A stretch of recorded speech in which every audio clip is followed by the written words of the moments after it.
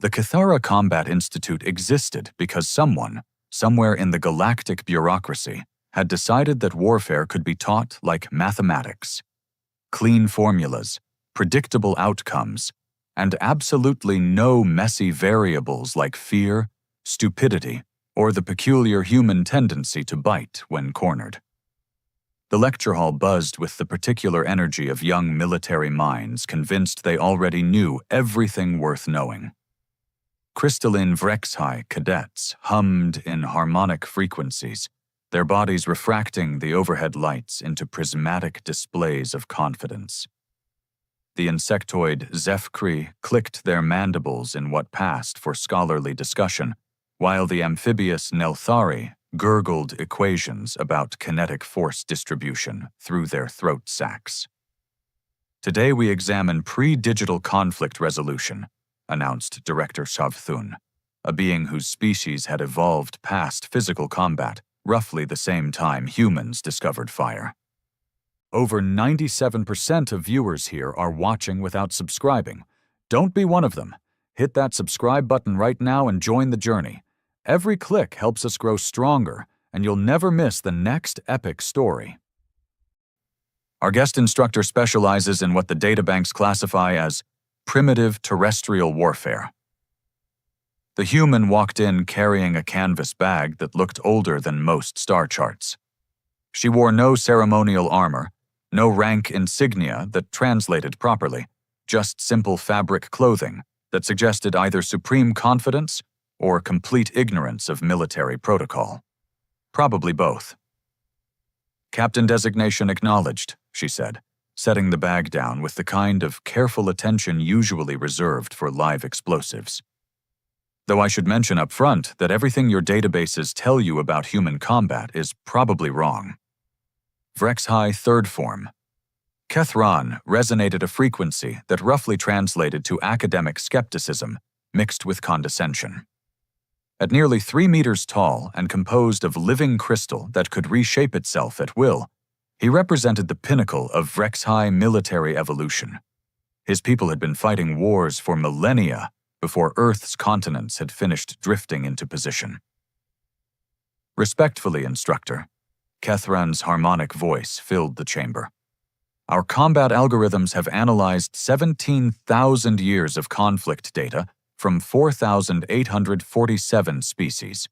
Humans rate 14th in tactical innovation and 63rd in strategic implementation. Your species' reliance on projectile weapons and blunt trauma suggests a fundamental misunderstanding of warfare efficiency." The human nodded, as if this was exactly what she'd expected to hear. "Tell me, Kethran, may I call you Kethran? What's the first rule of human combat according to your databases?" "Overwhelming force concentration at the decisive point," he chimed with crystalline certainty. "Basic Clausewitz derivatives, adapted for bipedal limitations." "And the second?" "Technological superiority through industrial capacity maximization. Third, psychological warfare via systematic demoralization protocols."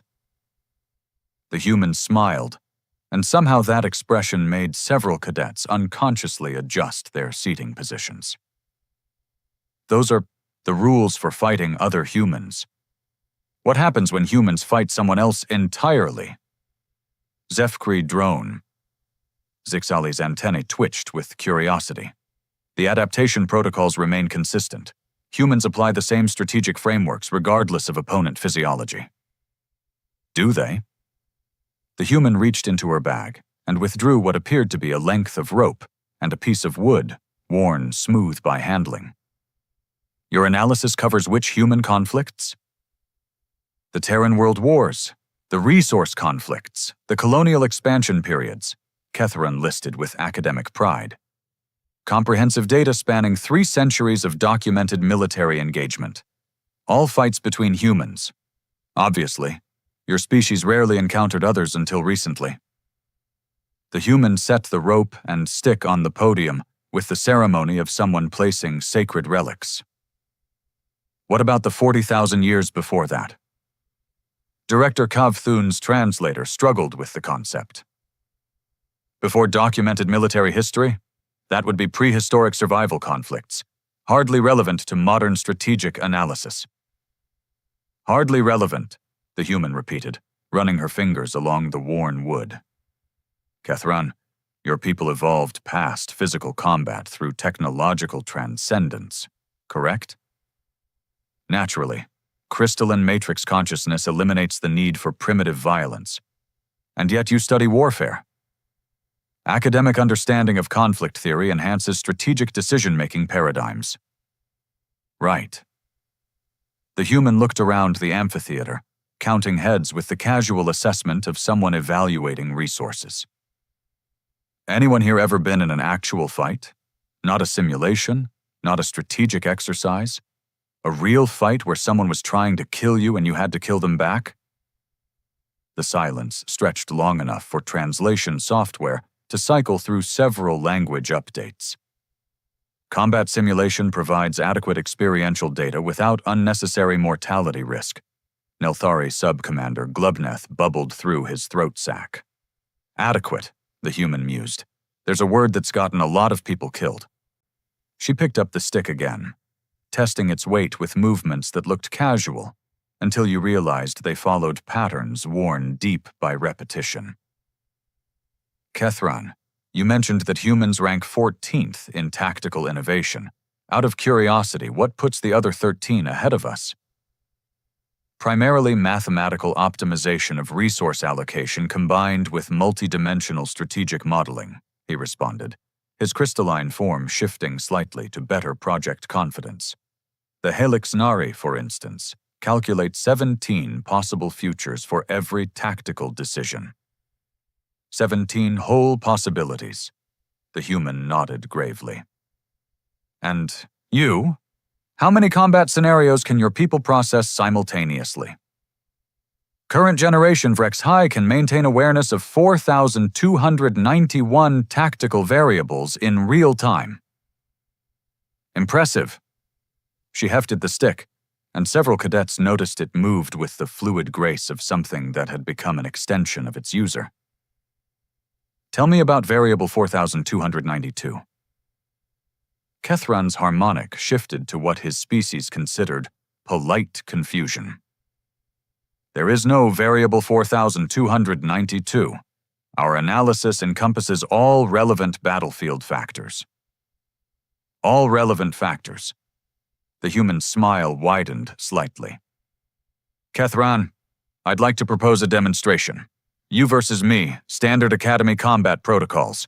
You use your 4,291 variables and mathematical optimization. I'll use variable 4,292.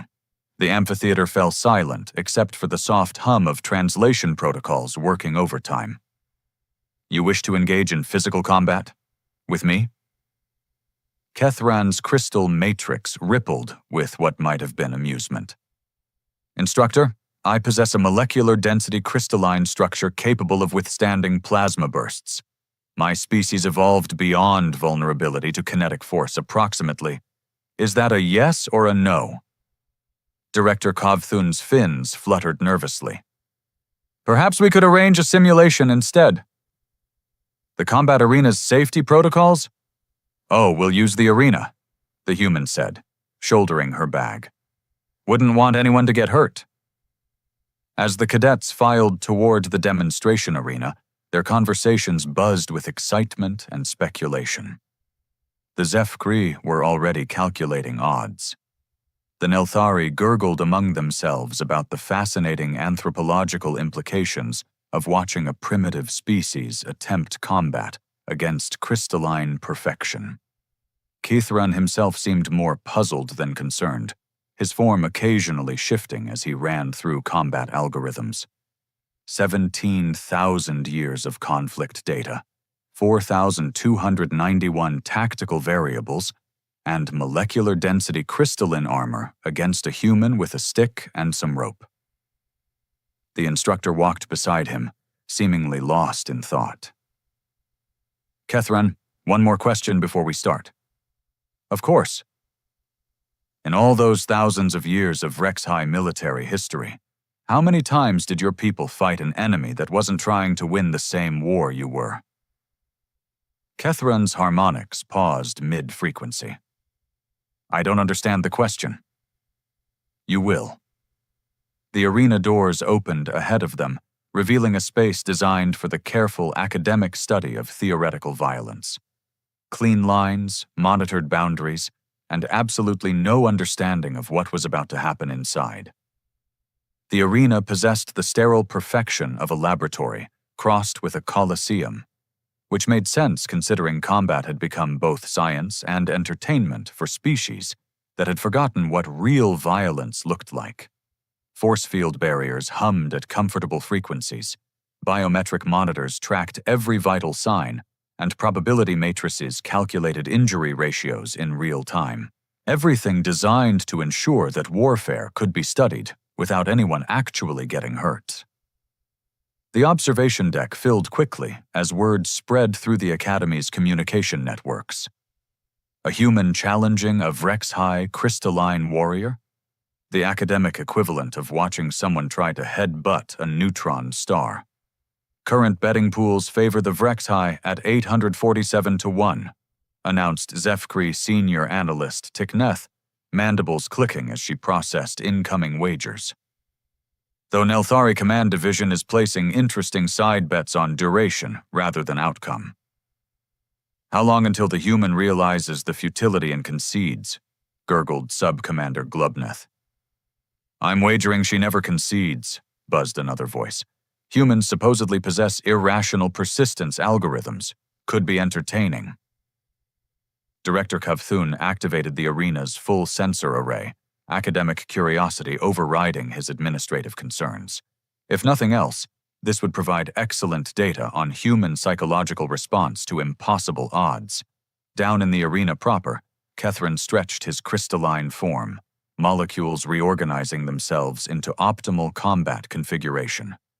His surface hardened to diamond-equivalent density, while internal matrices calculated strike angles, force distribution patterns, and approximately 4,291 other variables his opponent couldn't possibly comprehend.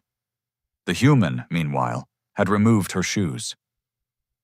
Curious tactical choice, Kethran observed, his harmonic voice echoing off the arena walls. Reducing your already limited mobility options? She was walking the perimeter now, bare feet silent against the floor. Not pacing, mapping. Her fingers trailed along walls, testing surfaces, measuring distances with the unconscious precision of someone who had learned to read terrain the way others read books. Just getting acquainted with the space. She paused at one corner, where the wall met floor, pressing her palm against the junction. Tell me, Kethran, when your people study combat theory, do you focus on winning battles or winning wars? There's a distinction? Usually. She continued her circuit, occasionally kneeling to examine floor textures or run her hands along barrier projectors. Battles have rules. Wars have objectives. Sometimes they're the same thing. Sometimes they're completely opposite. The spectator chatter died down as observers noticed her behavior. This wasn't pre-combat preparation as any of their species understood it. She wasn't running calculations, checking equipment, or entering any recognizable combat trance. Human instructor, Kethran's tone carried polite confusion. Are you attempting psychological warfare? Because according to our analysis, intimidation tactics require either threat display or demonstration of superior capability. Neither. She had completed her circuit and now stood facing him from across the arena, still holding her stick and rope, but loosely, almost casually. I'm just making sure I understand the playing field. The playing field is a standard combat arena with regulation parameters. Length, 50 meters. Width, 30 meters. Height, 15 meters. Barriers maintain structural integrity up to... Those are the specifications. She hefted her stick, and the motion carried an odd finality. The playing field is something else entirely. Kethran's crystalline matrix shifted through several configurations as he processed this distinction.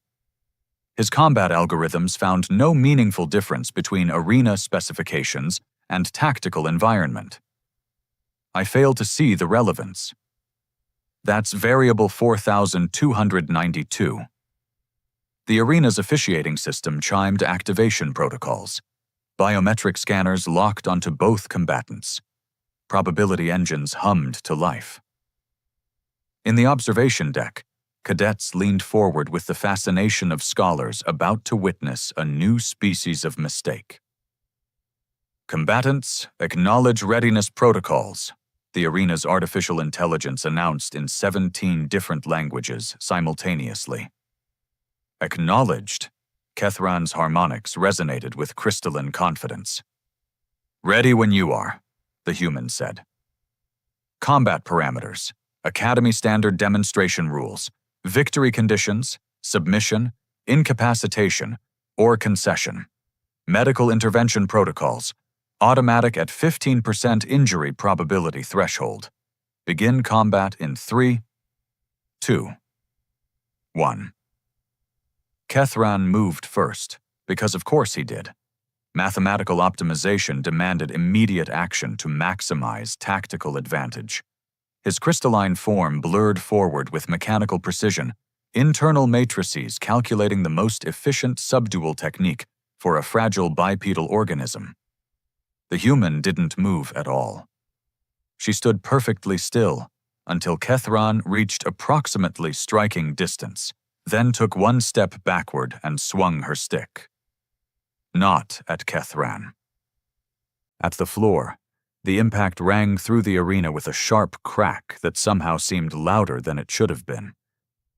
Kethran's advance faltered as his audio processing centers struggled to categorize the sound. Not the expected impact of wood against crystal. Something else entirely. Interesting choice, he said, recalculating his approach vectors. Are you attempting to demonstrate the ineffectiveness of primitive weapons against advanced materials? The human straightened, stick still in her hands.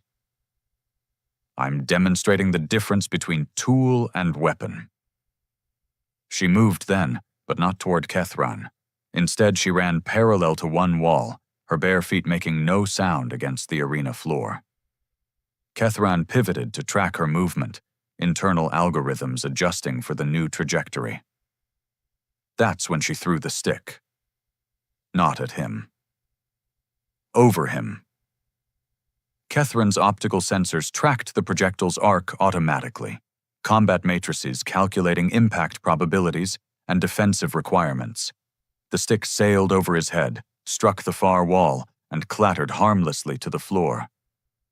Your aim appears to be impaired by stress response, Kethran observed, already moving to close the distance while his opponent was disarmed. My aim is perfect, she replied, and suddenly she was no longer where she had been. The rope, which had been coiled in her other hand, now stretched taut between her grip and something behind Kethran.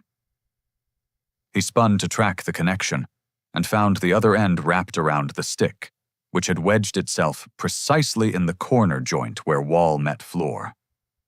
She was using the rope as a tension line. Crude leverage mechanics, Kethran assessed, though his harmonic carried a note of puzzlement. Your species' obsession with mechanical advantage is well documented, but the physics remain unfavorable. The human smiled, and several spectators noticed that the expression had changed quality since entering the arena. Less professional courtesy, more predatory anticipation. Physics, she agreed, and snapped the rope tight. The arena's artificial gravity maintained perfect downward orientation. The barriers projected precisely aligned force fields. The floor provided exactly calculated friction coefficients. Everything balanced in perfect academic harmony. Except for the human hanging from a rope she had somehow anchored to a corner 30 meters away. She swung, not toward Kethran, but perpendicular to him, using the arena's own geometry to convert height into horizontal momentum. Her trajectory took her along the wall in a controlled arc that ended with her feet planted against the far barrier, rope still taut in her hands. "Ah," said Director Kav Thun in the observation deck, his fins twitching with dawning comprehension. "She's treating the arena as environment, not enclosure." Kethran's optical sensors tracked her movement, combat algorithms updating to account for three-dimensional maneuvering. Impressive improvisation, but ultimately irrelevant. He simply needed to position himself to intercept her descent. That's when she let go of the rope entirely, and grabbed something else. What she grabbed was a maintenance panel. Not the handle. Those were designed for authorized personnel with proper clearance codes. She grabbed the panel itself, her fingers finding purchase on edges that weren't meant to be gripped, and ripped it clean from the wall with a sound like expensive equipment dying. The arena's environmental systems hiccuped as circuits sparked and reconnected in ways their designers had never intended. Emergency lighting flickered on in patterns that created strobing shadows across the combat space. The artificial gravity wavered for exactly 2.7 seconds before backup systems compensated. But those 2.7 seconds were enough. Enough for the human to fall upward, maintenance panel clutched in both hands like a shield made of twisted metal and exposed circuitry.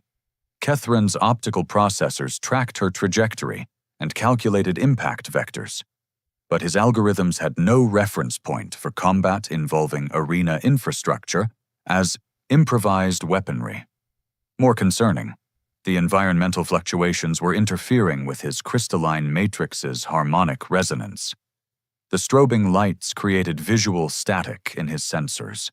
The gravity distortion required constant recalibration of his balance protocols. She landed behind him, metal panel raised overhead, and brought it down toward his crystalline skull with the mechanical precision of someone driving a tent stake. Kethran spun and caught the makeshift weapon in both hands, his diamond-hard surface easily withstanding the impact. Crude but ineffective. Your species' propensity for environmental destruction is well documented, but... The human let go of the panel and grabbed his wrists. "Variable 4292, she said, her voice carrying a conversational tone completely at odds with what happened next. She twisted. Not to break his grip, that would be impossible against crystalline molecular density. Instead, she twisted the panels of the maintenance unit still clutched in his hands, using his own immovable strength as leverage to bend the metal around his wrists like improvised shackles.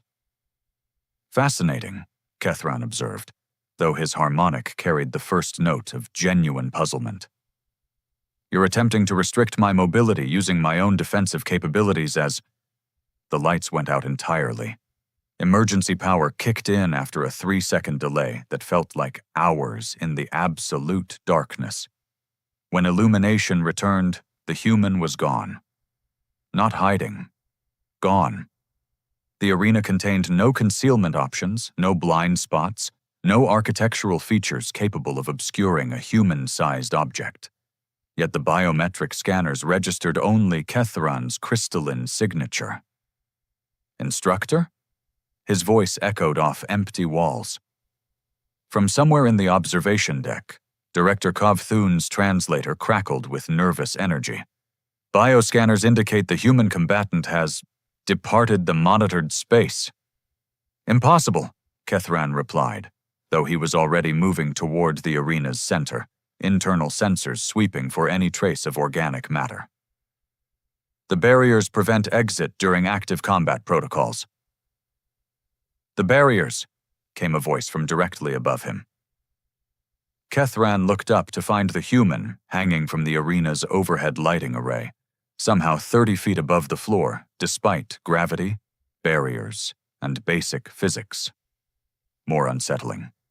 She was smiling.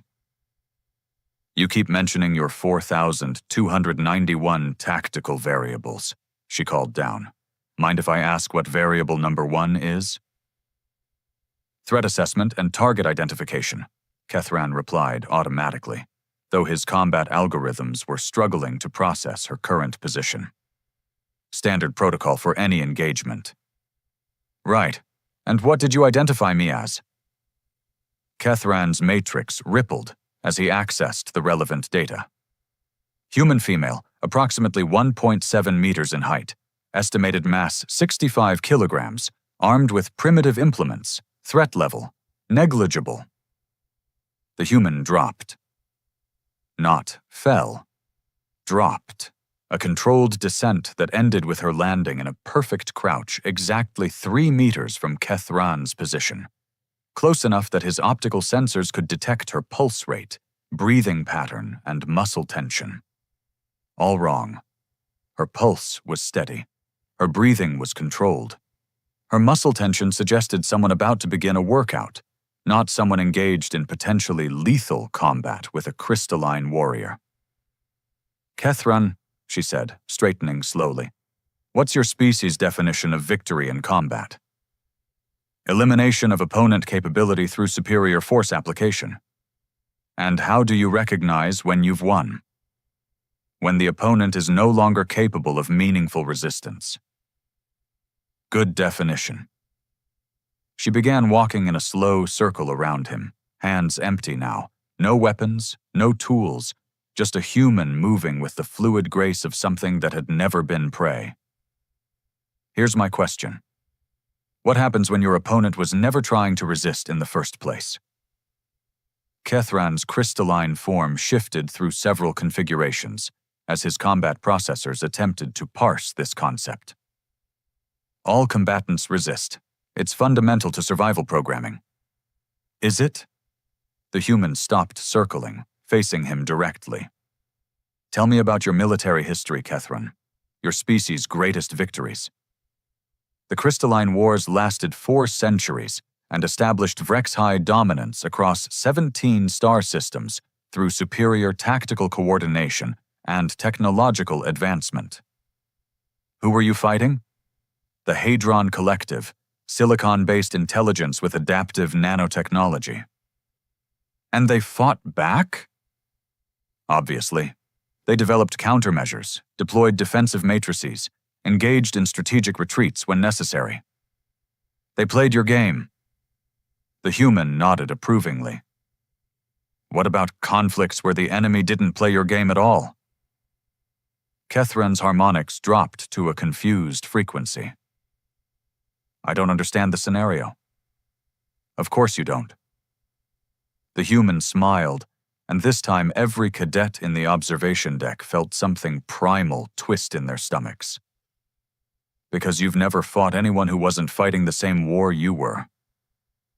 She moved then, but not toward Kethran. Instead, she walked to one of the damaged wall panels where sparking circuits cast irregular shadows. Her fingers traced the exposed wiring with the casual familiarity of someone who understood systems from the inside out. Your species evolved beyond physical combat through technological transcendence, she continued, her voice carrying clearly through the arena. The Zefkri developed mathematical warfare optimization. The Nelthari created probability-based tactical models. Every species in this academy fought their way to the stars by getting better at war. A logical evolutionary path, Kethran agreed, though his combat algorithms were increasingly focused on her proximity to the arena's infrastructure. Logical, she repeated, and somehow made the word sound like an epitaph. You know what humans did? Her fingers found a specific bundle of wiring, and the arena's gravity shifted again. We got better at not fighting wars at all. The gravity fluctuation lasted longer this time, nearly 5 seconds of disorientation, where up became down and crystalline balance protocols became meaningless. But that wasn't the disturbing part. The disturbing part was that the human moved through the gravitational chaos, like it was perfectly normal, her body automatically compensating for forces that sent Catherine's internal gyroscopes spinning in confusion. "You see," she continued, now somehow standing on what had been the ceiling moments before, "your databases are full of information about human military history, battles, campaigns, strategic innovations. What they don't contain is any data about the wars we never fought." "Impossible," Catherine managed, his crystalline matrix working overtime to reorient in the shifting gravity field. "Military conflict is inevitable, given resource competition and territorial expansion pressures." "Is it?" The human dropped back to the floor as gravity reasserted itself, landing with the casual ease of someone who had spent a lifetime adapting to environments that wanted to kill her. "How many wars did my species fight against winter?" Kethran's optical sensors focused on her with the intensity of someone trying to solve a puzzle with missing pieces. Weather patterns are environmental factors, not military opponents. Tell that to the 100,000 years of human ancestors who survived ice ages by learning that some enemies can't be defeated, only outlasted. She began walking toward him now, empty-handed but somehow more dangerous than when she'd been armed. "How many wars did we fight against predators that were faster, stronger, and better armed than we were? Evolutionary pressure creates adaptive responses, but how many wars did we fight against diseases that killed millions before we even knew what they were?" Kethran's combat algorithms were running processing cycles that consumed massive amounts of his crystal matrix's computational power, trying to categorize these concepts within his understanding of warfare. "These are survival challenges, not military conflicts." The human smiled, and Kethran finally realized what had been wrong with his threat assessment from the beginning. She had never been afraid. "Kethran," she said gently, "what do you call it when you're fighting something that doesn't follow your rules, doesn't want your territory, can't be negotiated with, and won't stop coming until one of you is dead?" His harmonics shifted through several frequencies before settling on what might have been comprehension. "Survival conflict." Exactly. She was close enough now that Kethran could detect the chemical composition of her exhalations, the electromagnetic patterns of her neural activity, the subtle vibrations of her heartbeat. All indicating someone who was exactly where she wanted to be.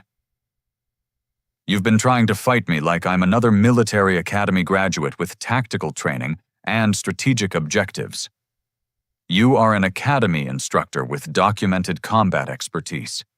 I'm a human." The words carried a weight that Kethran's translation protocols couldn't quite capture. "We don't fight wars to win territory, or demonstrate superiority or prove theoretical points." She reached out and placed one small, soft hand against his crystalline chest. The contact registered across his entire sensory array: skin temperature, pulse pressure, the microscopic texture of organic tissue against inorganic perfection. "We fight to survive, and we've been getting very, very good at it for a very, very long time." Kethran's internal systems registered the pressure change a microsecond before it happened. Not the gentle touch of a hand, but focused kinetic energy applied to a specific resonance frequency in his crystalline matrix. The crack started small, a hairline fracture in his shoulder assembly, where harmonic stress had been building since the gravity fluctuations began. But once it started, crystal propagation followed the laws of physics with mathematical inevitability. His left arm shattered, not broke. Shattered. Molecular bonds severing in a cascade failure that reduced diamond-hard crystalline perfection to scattered fragments in the space between heartbeats. "How?" he asked, his voice carrying harmonics of shock that translated clearly across species barriers. The human stepped back, examining her hand with clinical interest. "Variable 4292. She said simply. The thing you can't calculate, can't predict, and can't defend against. Which is someone who isn't fighting the same war you are. The medical bay of the Cathara Combat Institute had never treated a shattered crystalline matrix before. Vrexhigh physiology didn't typically allow for structural failure. Their bodies were designed around principles of molecular perfection and harmonic resonance that precluded the kind of catastrophic breakdown currently being reconstructed in Biochamber 7. Kethron's remaining arm traced geometric patterns in the air, while his matrix slowly regrew its missing components. But his optical sensors remained fixed on the datapad displaying arena combat footage. Frame by frame, microsecond by microsecond, watching a human female systematically dismantle everything his species understood about warfare. "The resonance frequency calculations are impossible," he murmured to Director Kavthun, who had been reviewing the same footage for 6 hours. She couldn't have known the precise harmonic wavelength required to induce cascade failure in my crystalline structure. That information isn't available in any database accessible to human intelligence services. Unless, Kavthun's fins rippled thoughtfully. She didn't need to know it in advance. 3 levels up, in the Academy's Secured Communications Center, conversations were taking place in languages that didn't officially exist. Senior military officials from 17 different species had converged virtually to discuss what they were carefully not calling a crisis. "The implications are significant," gurgled Fleet Admiral Glexmorn of the Nelthari Deep Space Command. "If humans can analyze and exploit crystalline matrix vulnerabilities in real-time combat situations." "It's worse than that," clicked General Vexasara of the Zefkri War College. "Review the footage again." She didn't analyze his matrix. She made him analyze it for her.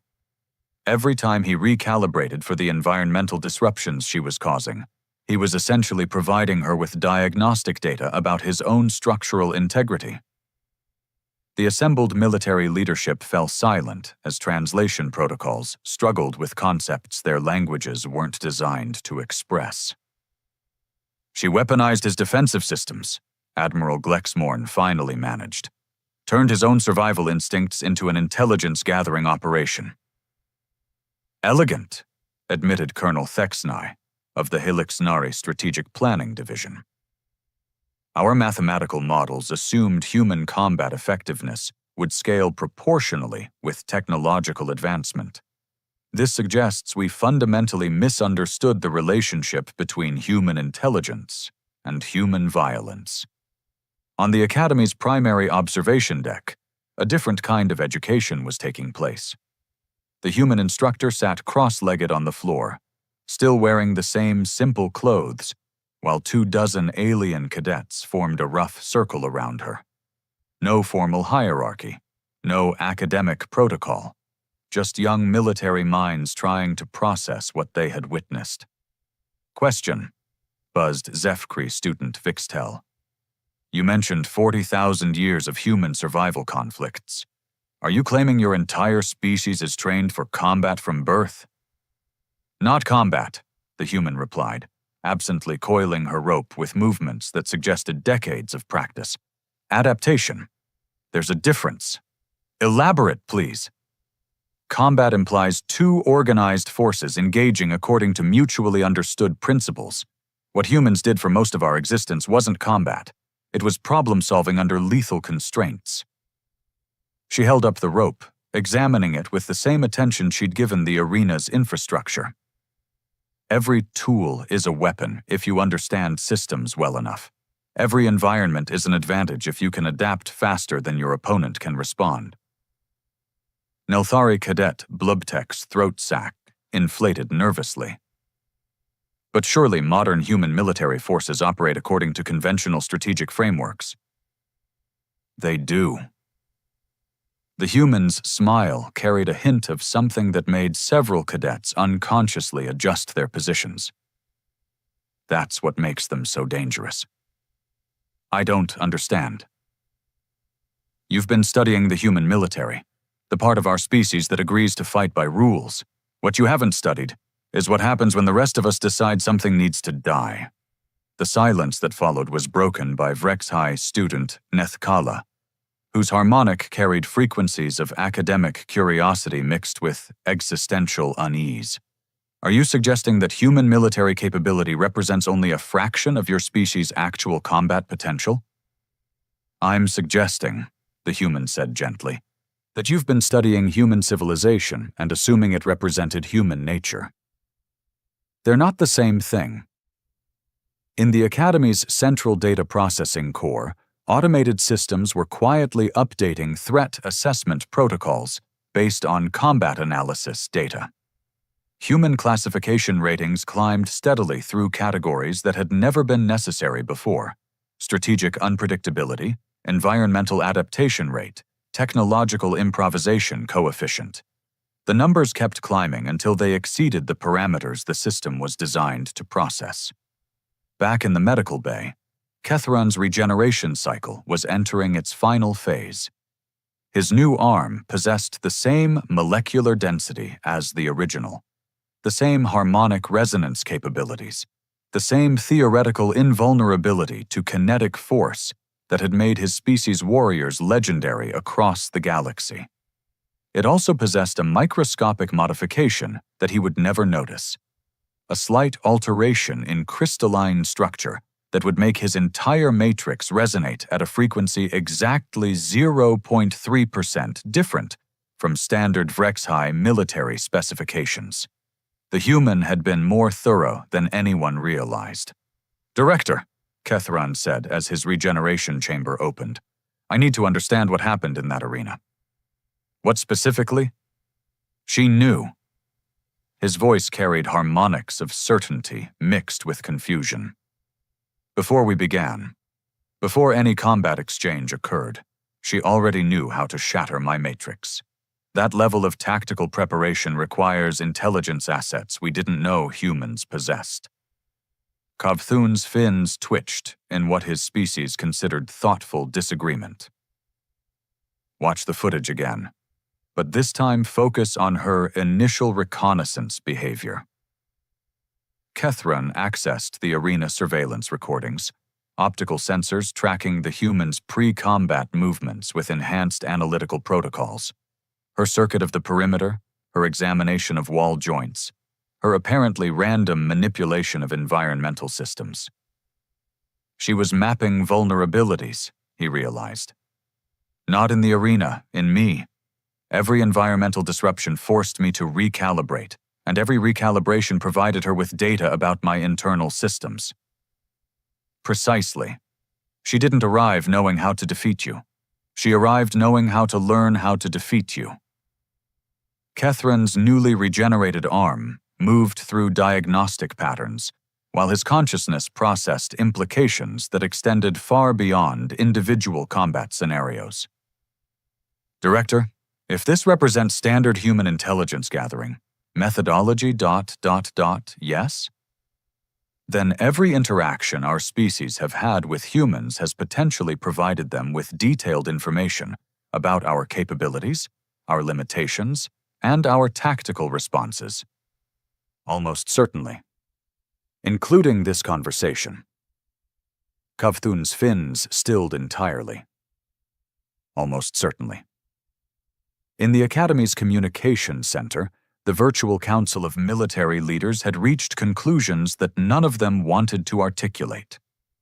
The implications of human intelligence gathering capabilities, combined with their demonstrated adaptability and complete disregard for conventional combat protocols, suggested strategic challenges that their existing frameworks couldn't address. "Recommendation?" Admiral Glexmorn asked. "Immediate revision of all human interaction protocols," General Vexisera clicked rapidly. "Assume all previous intelligence regarding human capabilities is incomplete or deliberately misleading. And our military exchange programs? Suspend them. Now." But they were approximately 6 months too late. The human instructor finished coiling her rope and stood, brushing dust from her simple clothes. Around her, alien cadets sat in contemplative silence, their young minds wrestling with concepts that would reshape their understanding of conflict, strategy, and the species they had been taught to consider primitively violent. "One final question," she said, shouldering her canvas bag. "For your graduation exercise, I want each of you to consider this scenario. You're fighting an enemy that doesn't want to win the same war you're fighting. How do you achieve victory?" The cadets exchanged glances loaded with the weight of suddenly uncertain futures. "Think about it," the human added with a smile that somehow seemed both kind and utterly terrifying. "Because somewhere in this galaxy, that enemy is definitely thinking about you." She walked toward the observation deck exit, her footsteps silent against the Academy's polished floors. At the doorway, she paused and looked back at the assembled students. "Oh, and one more thing," she said casually. "This wasn't a combat demonstration, it was a job interview. Congratulations, cadets. You all passed." The door sealed behind her, leaving 24 of the galaxy's future military leaders to contemplate exactly what they had just volunteered for. In the medical bay, Kethran's optical sensors detected the subtle frequency difference in his regenerated arm, and realized, with growing horror, that the human had modified his crystalline matrix to broadcast a continuous identification signal that could be detected by any properly calibrated human scanning device. He was tagged. They were all tagged. And somewhere in the depths of space, human intelligence networks were already cataloging the results of the most successful recruitment operation in galactic history.